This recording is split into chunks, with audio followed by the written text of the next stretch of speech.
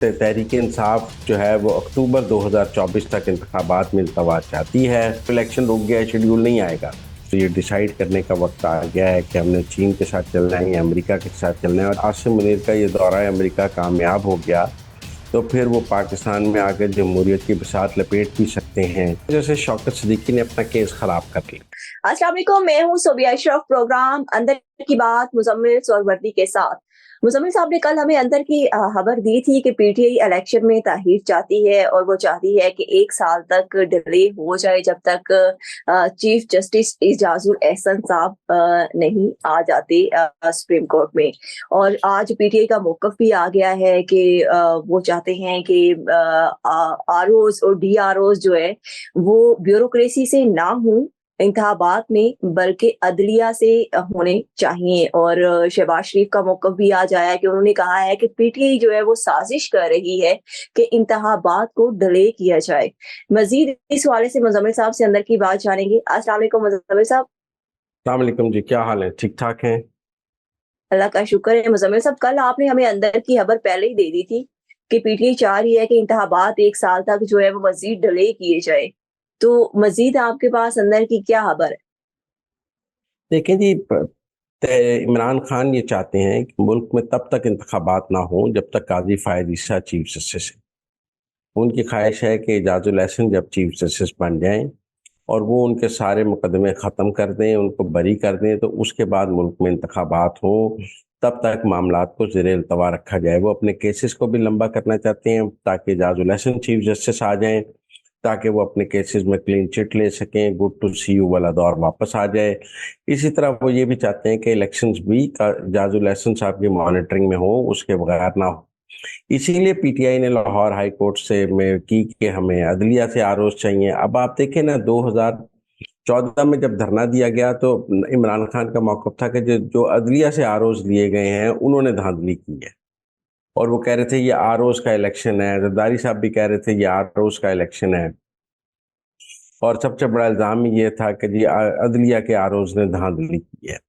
اب آج عمران خان صاحب کہہ رہے ہیں جی کہ جو بیوروکریسی کے آروز نہیں ہونے چاہیے، واپس عدلیہ کے لگا لینے چاہیے۔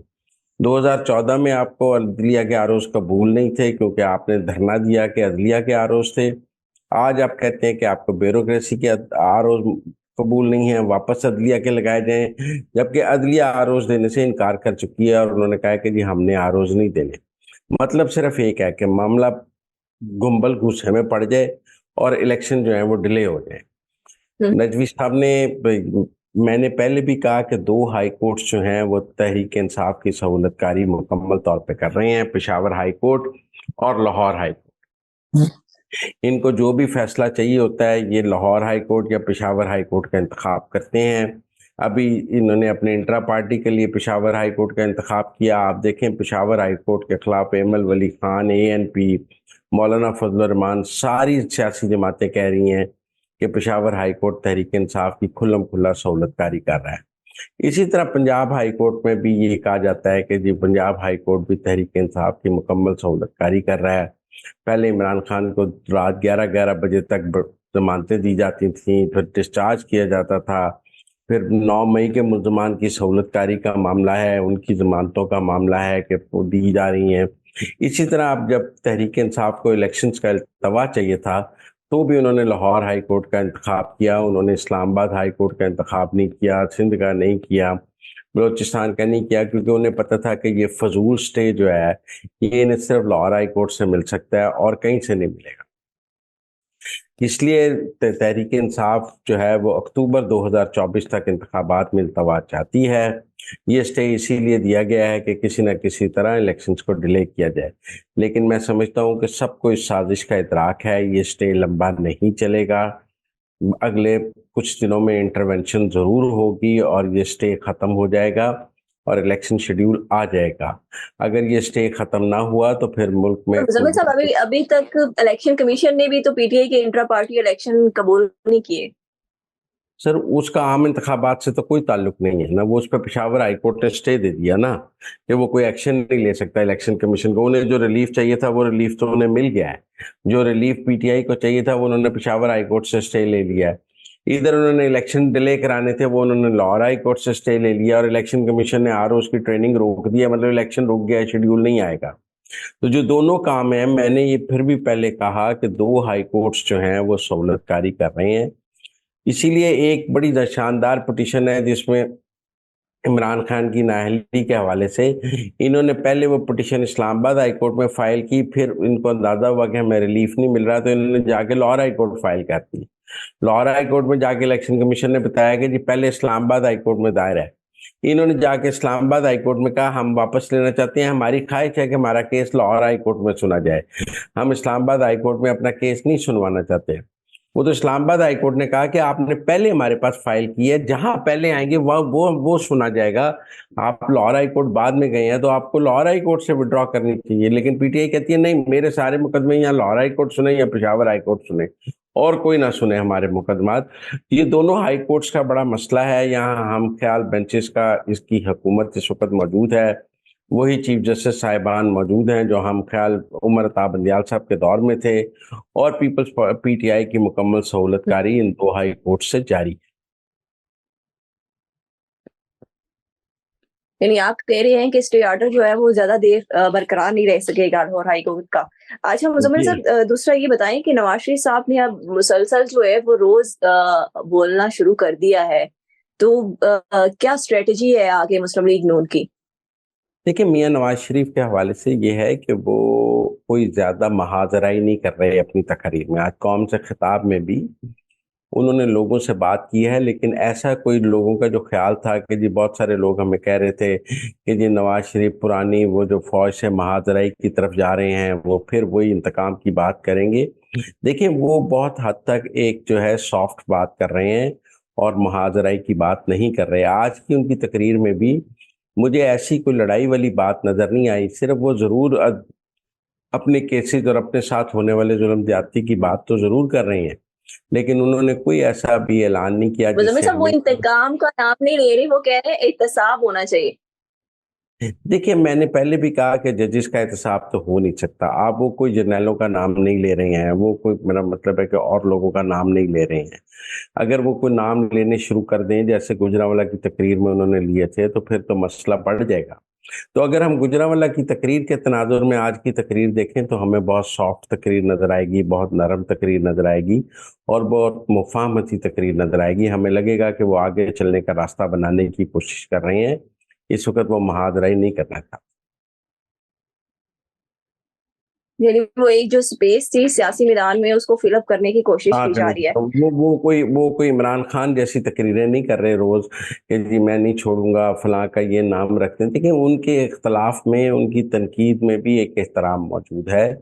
وہ گالم گلوچ نہیں کرتے، وہ لوگوں کے نام شام نہیں رکھتے، اور وہ جو تنقید اور اختلاف ہے یا وہ اپنی بات ہے وہ تہذیب کے دائرے میں ہی کر رہے ہیں، جس کی وجہ سے درجہ حرارت اتنا گرم نہیں ہوگا جتنا کہ ہمیں عادت ہے کہ تقریروں تو کسی کا نام ڈٹی ہیری رکھ دو، کسی کا نام مسٹر ایکس رکھ دو، کسی کا نام کچھ رکھ دو۔ تو وہ جو تنسیق والی تقاریر ہیں وہ آپ کو نواز شریف سے نہیں ملے گی۔ ٹھیک ہو گیا۔ اچھا مزمل صاحب، آپ کے پاس ایک اور اندر کی خبر ہے۔ Army chief general Asim Munir جو دورے امریکہ پر گئے ہیں، وہ امریکہ کس لیے گئے ہیں؟ دیکھیں، ایک تو پاکستان کے آئی ایم ایف سے معاملات بھی رکے ہوئے ہیں، اور امریکہ کے ساتھ پاکستان کے بہت سارے مسائل موجود ہیں۔ آئی ایم ایف نے اپنا جو بورڈ میٹنگ ہے پاکستان کے لیے سارا کچھ طے ہونے کے بعد جنوری تک مؤخر کر دی۔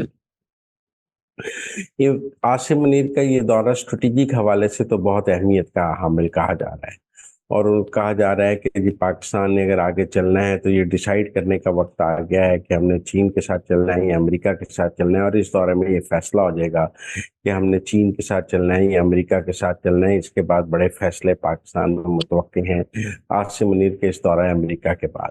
لیکن کچھ لوگوں کا یہ بھی خیال ہے کہ اگر عاصم منیر کا یہ دورہ امریکہ کامیاب ہو گیا تو پھر وہ پاکستان میں آگے جمہوریت کی بساط لپیٹ بھی سکتے ہیں، اور وہ ٹیک اوور بھی کر سکتے ہیں، اور اگر انہیں امریکہ سے آشیرواد مل گیا اگلے تو اس کے لیے کہہ رہے ہیں کہ آج کا دن بہت امپورٹنٹ ہے۔ ان کی سیکرٹری دفاع سے ملاقات ہو گئی ہے، اور اس ملاقات کے بعد اگر ان کو وہ ٹیک اوور کرنے کا بھی موقع ملا تو وہ ٹیک اوور بھی کر سکتے ہیں۔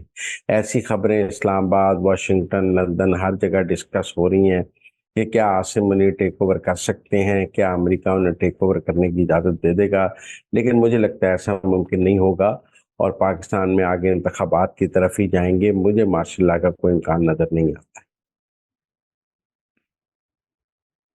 ٹھیک ہوگا. اچھا مزمل صاحب، آج ایک بڑی اہم سماعت ہوئی سپریم کورٹ میں، اور سپریم کورٹ کے حکم کے مطابق ہی سابق اسلام آباد ہائی کورٹ کے جو جسٹس تھے شوکت عزیز صدیقی، انہوں نے آئینی ترمیم شدہ درخواست جو ہے وہ دوبارہ دائر کر دی ہے. اور یہ جو درخواست دائر کی ہے اس میں سابق ISI کے سربراہ جو تھے جنرل فیض حمید، ان سمیت 7 افراد کو جو ہے وہ کا نام درج ہے اس آئینی درخواست میں. تو کیا کل سپریم کورٹ اس درخواست پہ کو مد نظر رکھتے ہوئے ان جو افسران ہیں ان کو نوٹس جاری کر دے گی؟ میرے خیال میں جیسے شوکت صدیقی نے اپنا کیس خراب کر لیا ہے, انہیں صرف جنرل فیض کا نام لکھنا چاہیے. جب آپ اتنے سارے نام لکھ دیتے ہیں تو پھر میرا مطلب ہے کہ بات جو ہے وہ ابہام میں پڑ جاتی ہے, پمبل پوسے میں پڑ جاتی ہے. اتنے سارے لوگوں کا نام لکھ کر انہوں نے اپنا کیس خراب کیا. ان کی تقریر میں بھی صرف فیض کا نام تھا, ان کو فیض پر الزام لگانے پر نکالا گیا. انہیں صرف فیض کو پارٹی بنانا چاہیے تھا کیونکہ ان کا موقف تھا کہ فیض ملا اور فیض نے یہ سب کچھ کہا. اب جب انہوں نے 7 لوگوں کو پارٹی بنا لیا تو مجھے نہیں لگتا کہ یہ کیس شوکت صدیقی نے کے حق میں جائے گا. یہ خلاف چلا جائے گا, نوٹس, جواب الجواب, یہ سب کچھ میں لمبا ہو جائے گا. کوئی آئے گا, کوئی نہیں آئے گا, کسی کا وکیل آئے گا, کوئی بیان درخواست جمع کرائے گا کہ یہ جھوٹ بول رہے تھے, اور یہ لمبا چلتا جائے گا. اگر وہ صرف فیض کی حد تک رہتے تو یہ جلدی کنکلوڈ ہو سکتا تھا. میرے خیال میں انہوں نے غلطی کر دی ہے اتنے سارے نام ڈال کے. انہیں صرف اکیلے جنرل فیض کا نام دینا چاہیے. ٹھیک ہو گیا. تھینک یو سو مچ مزمل صاحب کہ آپ نے ہمیں اندر کی خبروں سے باخبر کیا. مزمل صاحب کے مطابق شوکت عزیز صدیقی کو صرف جنرل فیض حمید کا نام دینا چاہیے تھا کیونکہ انہوں نے تقریر میں بھی صرف ان کا ہی ذکر کیا تھا.